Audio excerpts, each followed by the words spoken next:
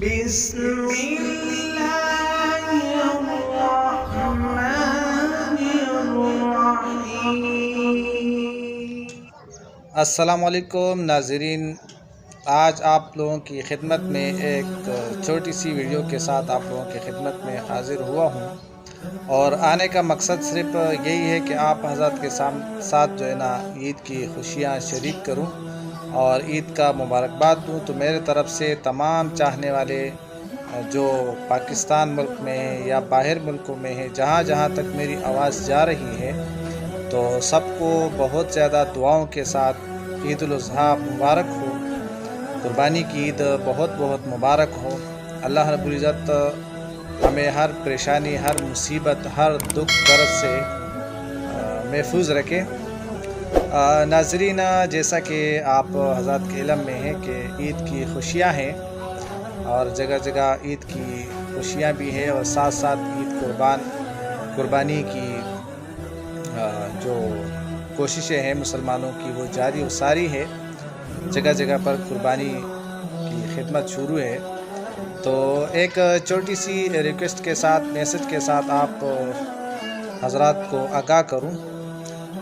اس مبارکباد کے ساتھ ساتھ دل میں یہ بھی آیا کہ ایک چھوٹا سا میسج بھی دے دوں۔ وہ میسج یہ ہے کہ جیسا کہ ہم اپنے آس پاس پڑوس میں عید الاضحیٰ کا موقع ہے، تو ہمیں یہ کوشش کرنا چاہیے اور خاص کر کے اس پہ ضرور جو ہے نا عمل کرنا چاہیے کہ ہمارے آس پاس پڑوس میں جتنے بھی ہمارے پڑوسی ہیں، ہمیں اس کا خاص کر کے خیال رکھنا چاہیے عید کے موقع پر۔ ایسا نہ ہو کہ ہم قربانی کی گوشت جو ہے نا قسم طریقوں سے پکا رہے ہیں اور ہمارے آس پاس پڑوس میں کوئی بھوکا ہو، پیاسا ہو، مشکل میں ہو، اس کے پاس عید کے کپڑے نہ ہو، وہ کسی بھی پریشانی کا شکار ہو، تو ہمیں استطاعت کے طور پر جتنا بھی ہماری استطاعت ہے، ہم اس کے مطابق ان کی ہیلپ کریں اور ان عید کی خوشیوں میں ان کو بھی ان خوشیوں میں اپنے ساتھ شامل کریں۔ تو گوشت جو ہے نا قربانی جس نے کیا ہے، وہ گوشت سارا اپنے گھر میں نہ رکھے، وہ اپنے آس پاس پڑوس میں غریبوں میں بھی تقسیم کرے، کیونکہ سارا اگر کھائیں گے تو کھا بھی سکتے ہیں، سارا گوشت بھی کھا سکتے ہیں، لیکن اگر ہم آس پاس پڑوس میں بھی ضرورت مند لوگوں کو دیں گے تو اس میں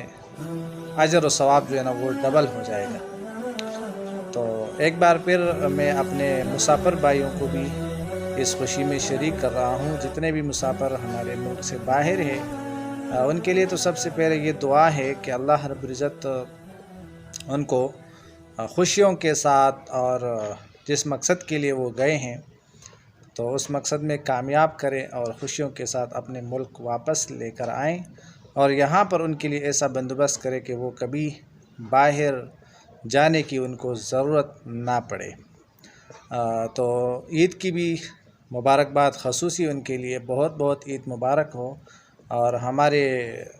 یاد میں بھی ہیں، خیال میں بھی ہیں آپ، اور دعاؤں میں بھی ہم یاد کرتے ہیں۔